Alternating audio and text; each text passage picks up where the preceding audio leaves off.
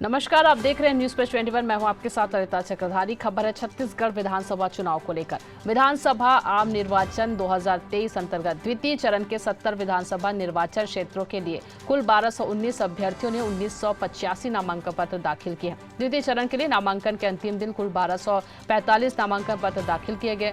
उल्लेखनीय है कि विधानसभा निर्वाचन 2023 अंतर्गत द्वितीय चरण में रायपुर, बिलासपुर, दुर्ग तथा सरगुजा संभाग के कुल 70 विधानसभा क्षेत्र शामिल है।